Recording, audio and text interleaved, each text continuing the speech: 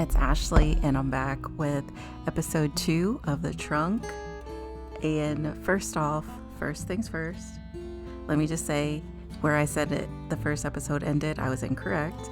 It actually ends with the male lead at the police station. Jongwon, he's at the police station, and the trunk is sitting beside him while he's getting questioned by the detective, and he's asking him, whose trunk is this? And he says, it's my wife's. And then that's when the episode ends.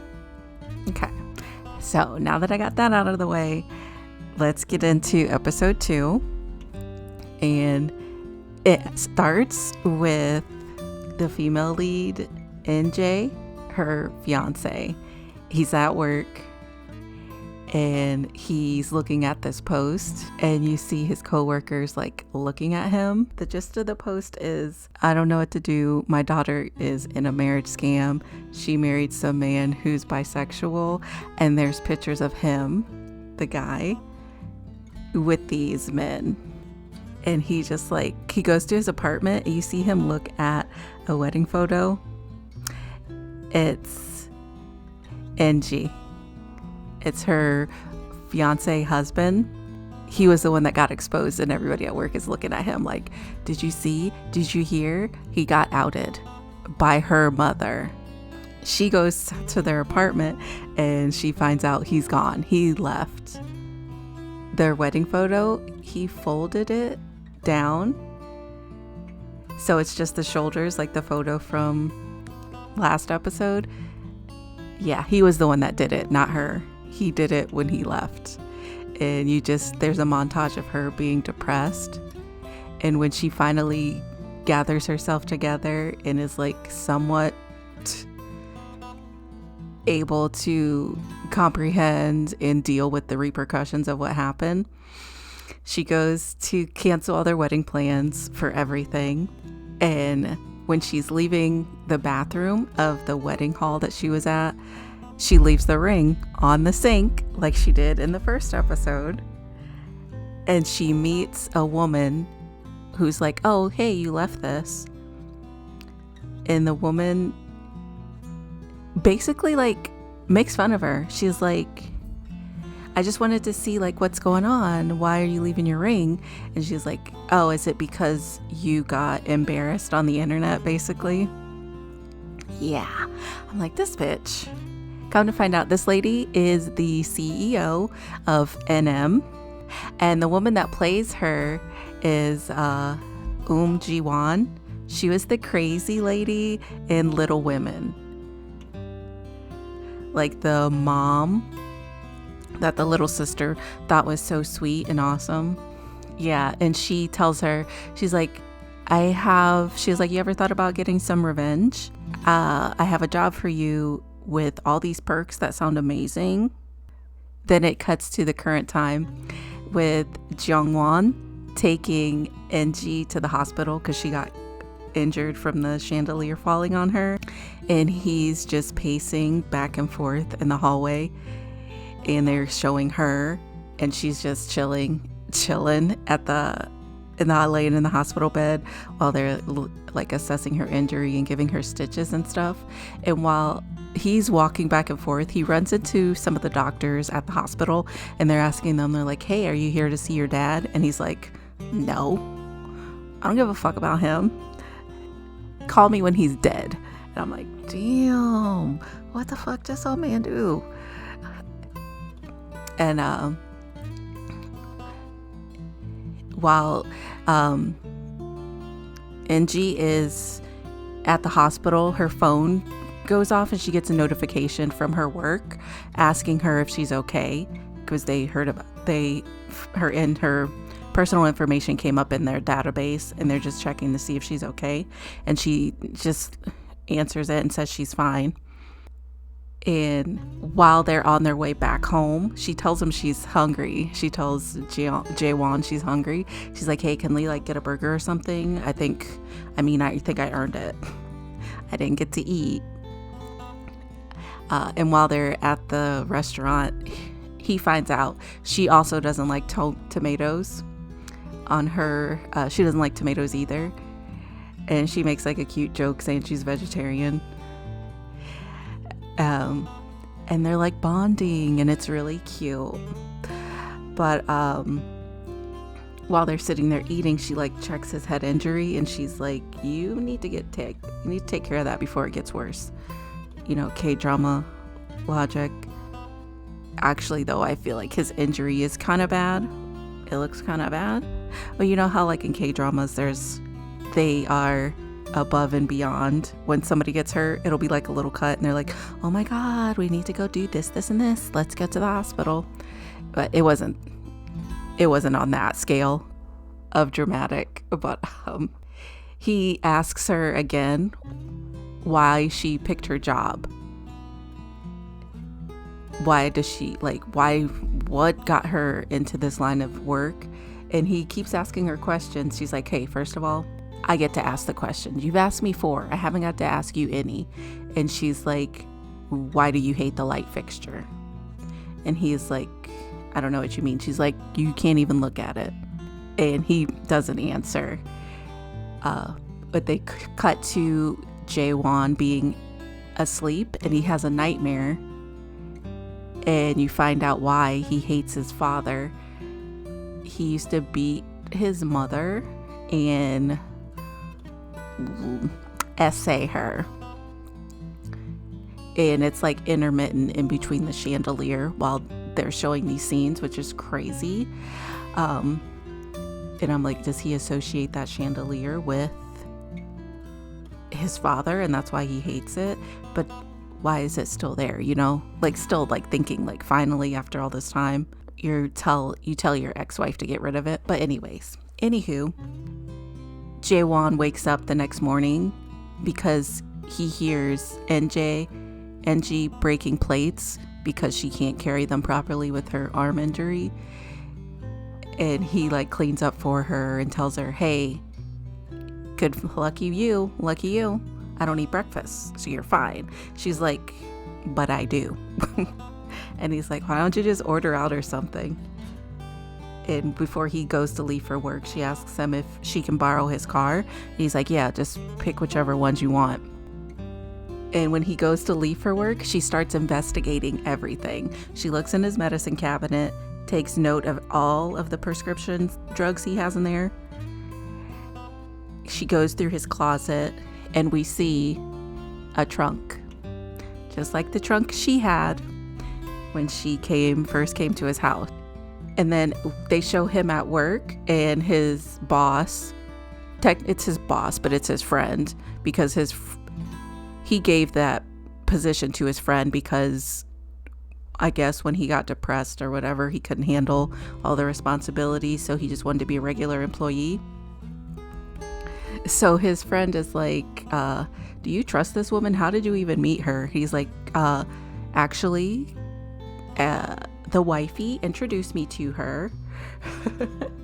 Yeah, his ex-wife, Seo Yeon. She set all of this up, and his friend's like, both of y'all are crazy. Y'all deserve each other. Angie at the grocery store, and after a while, she starts to feel uncomfortable, and she thinks somebody's watching her. And when she goes to leave, she's about to pull off, and somebody knocks on her door, and it's actually one of the, I guess they're like watchers, handlers from NM, her company, and they're getting like a full assessment from her about the incident that happened last night where she got hurt. And they're asking her, like, do you feel like you're in danger? Is this person stable?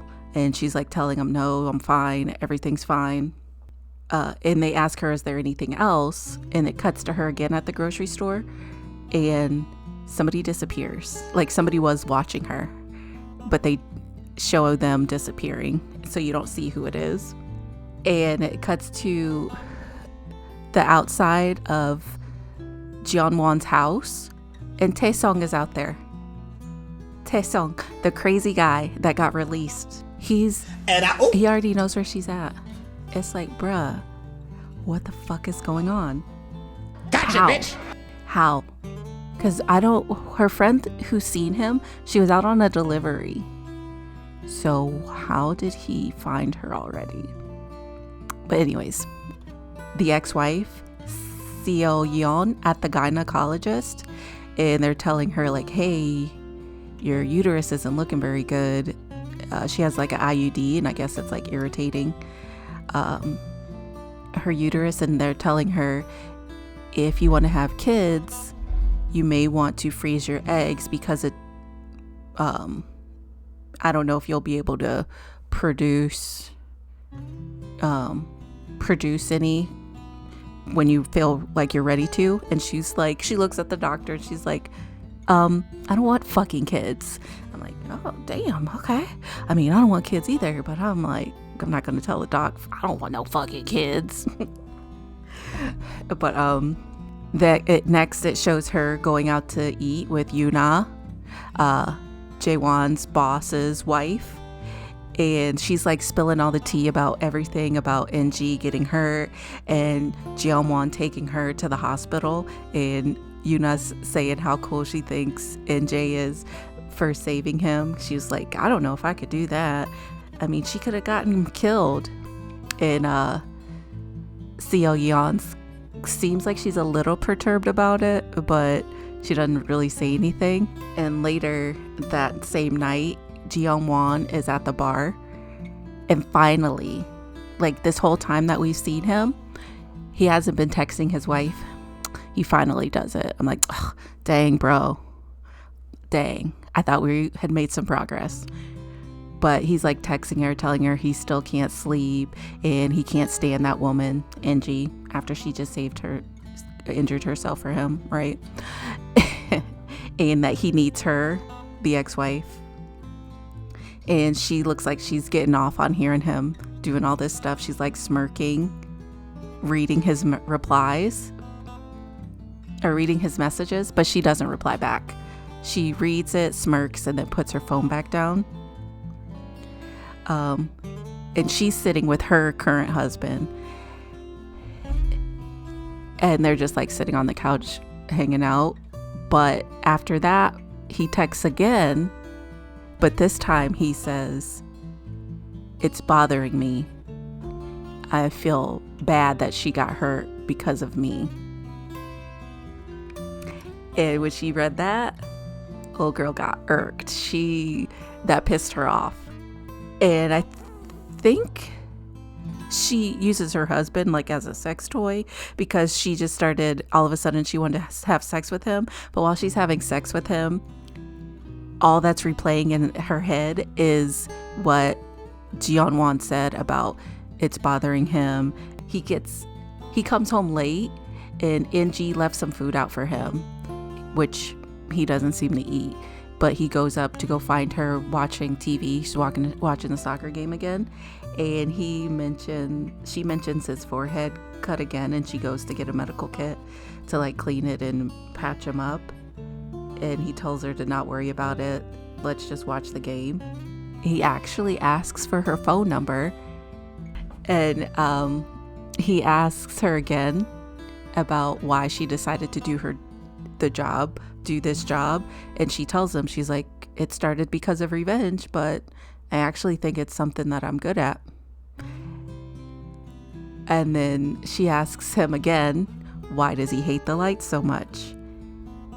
And he actually tells us he hates the chandelier, we find out, because his dad used to put cameras in it to watch his mom around the house. And when he would come home, he would beat and rape her whenever he seen her doing stuff he didn't like. And he would do all this stuff. He wouldn't take her to the hospital. So this rich, famous person that everybody's like reveres and thinks is so fantastic is beating his wife, and nobody knows because he never takes her to the hospital for her to get her injuries treated. And because that started happening, she started to go crazy, of course, and she started to develop a sleeping disorder.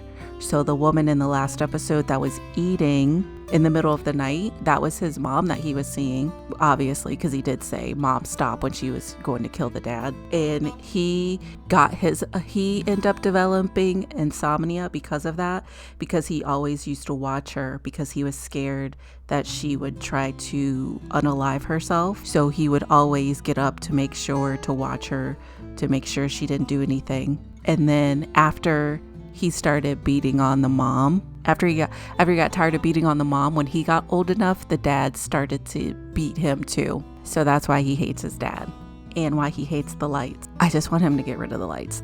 I know they're going to get, like, the ex-wife is going to be getting rid of them, but I feel like this should have been something that should have been done a long time ago. I'm pretty sure it's because of the ex-wife that he didn't get rid of them, but Angie says, "You actually didn't really have to tell me that." He says, "Well, I did it because you said that you weren't going to be charming around me, like you weren't going to make me like try to play a part, and I can tell you my secrets and you can't tell because it's mandatory because of all the paperwork they sign with their company. She can't go around blabbing." And while he's in the middle of telling her this, he actually falls asleep on his own. No drugs. All he had was a little bit of alcohol. Crazy, right? Is she your Sandman? Yeoseon, and she's with her husband after they got done doing it. And I feel like she may have also developed sleeping problems because of him, because she can't sleep, and her current husband is making her a tea that's supposed to aid with falling asleep. And it seems like her current husband is jealous of her ex-husband because when her phone started to ring, he grabbed it and he's like trying to keep it away from her, but she eventually answers it, and it's actually the hospital saying that there's something wrong with Jeonwon's dad. And then it cuts back to Angie. She's actually laying Jeonwon down on the couch, and she's like covering him up with a blanket, and she leaves this little doll with him. And when she's about to leave, his phone rings, and she looks at it and she sees that it says wife, and she answers it, and the ex-wife is kind of pissed. When she heard her answer, she put the phone down for a second. Like, you could see like in her head, she was like, "What the fuck is this bitch answering my man's phone?" And then she picks it back up and she's like, "Hey, is Jeonwon there?" And she's like, "Yeah, he's here, but he's sleeping." And she's like, "Well, his dad's in an emergency." She's like, "Oh, well, I can wake him up." And she tells her not to do it. Just let him know when he wakes up. And she's like, "I'll do that." She's like, "I'll tell him first thing." But before she gets off the phone, she asks her, she's like, "Hey, did he take a whole bunch of pills?" And Angie's like, "No, he didn't. He just naturally fell asleep." And she didn't answer at first because she's like, "What the fuck?" She's like, "Okay." And they hang up. And after she gets off the phone, you can see she's visibly pissed this time. Jeonwon waking up well rested. He sees the doll that Angie left for him, and he's like looking at it, inspecting it. And Angie comes in and she's like, "Oh, you're awake. Good. We have something to do. We got to go to the hospital." When he gets to the hospital, they let him know that his ex-wife was there. Jeonwon is there looking at his dad while he's standing, looking at his dad. He's like, "Why didn't you just die?" Seo Yeon is at work. She's thinking about what Angie said about how Jeonwon was able to go to sleep while she was checking her call log, because she realized she hadn't heard from him except for when he texted her that night when he said that it was bothering him. And then we cut back to Jeonwon, and he's standing over his dad at the hospital with a pillow in his hand. Angie walks in when she sees him, and she locks the door behind her, and he looks at her and she's like, "What?" She's like, "We're married. I can't testify against you. They can't force me to testify against you." He was like, "You'd have to have a really good lawyer. Good thing I know one." And I'm like, oh my God. They're funny. Like, they have good rapport with each other. And she's like, "Do you want to get revenge on his dad?" And he's like, "Sure." And she takes him out to eat. And she told him, she's like, "Eating good food is revenge because all he can do is lay up in the hospital like a vegetable." And while they're eating, she tells him that the doll that she left with him, it used to be hers, because he asked her, does she do this kind of stuff with all of her clients? And she's like, "No, actually that's mine, and I use it to sleep with." She asks him if he talked to his wife since she called, and he kind of gets a little upset about it. Like, this is between me and her, stay out of it. She retorts back at him, so you do everything she says? Is that why you're taking all of those pills? And he can't say anything. Seo Yeon shows up at Jeongwon's company because they're getting a remodel. And of course, she's an architect. And while she's leaving, he finally calls her. She answers it this time. Bump into each other because he's leaving, or he's just getting out of his car. It's like, oh, you picked up. Now she wants to pick up the phone. But he apologizes because she was the one that had to go check on her dad because he treated her like shit too. She says he looks good, and he tells her, he's like, yeah, it's because I actually slept, and I slept well. And she looks at him and she's like, well, that did happen every so often, didn't it? Like him falling asleep without pills. You're so vindictive. I hate you. Angie's friend, the one that's seen the stalker, is actually going to Angie's fiance's apartment. She can't remember the door code. And while she's trying to put the door code in, the nosy neighbor, the one that came to talk to her and ask her if she killed her fiance, comes by, and her friend's like, hey, what's the door code? And she lets her in, and they're like hanging out together in the apartment. Jung Si Jung, that's her friend. She actually ends up telling the nosy neighbor, Kwon Do Dam, that Taesung is loose. And she's like, well, why don't she just call the police? Jang Si Jung's like, we can't do it because how they got him put into the mental institute. And when she goes to leave, we see the nosy neighbor, Kwon Do Dam. She pulls out a phone and she calls somebody, and she's like, hey, Taesung's out. And you're like, who the fuck are you? Who are you calling? It cuts to the police by the lake that they found the trunk at and the boat, and they finally find a body. We don't see who it is, unfortunately. So you're like, great, who died? Who is it? I'm like, oh, please don't let it be my girl. Angie, I'm like, she can't die. She's the main character. You never find out who it is. They just show the police loading the body into the car, but you do see somebody walk by. Then we cut to Seo Yeon, the ex-wife. She goes to eat at the place that Yuna mentioned to her about them having a meeting, and they're speaking to this owner of this like tea house community area. The woman there that runs the tea house is like asking her about how her relationship with Jeongwon is going. The woman that runs the place, I think she knows that there's something wrong. I think she knows there's something wrong with the ex-wife. But while they're finishing up their conversation, one of the women come over, and she's like, hey, the speaker that's going to be here for the next meeting that we're having is here and he wants to introduce himself. And he goes to stand in front of the two ladies, and it's Taeson. And then after that happens, we see Seo Yeon watch her husband while he's working out, and he's a fencer. She hears that line again.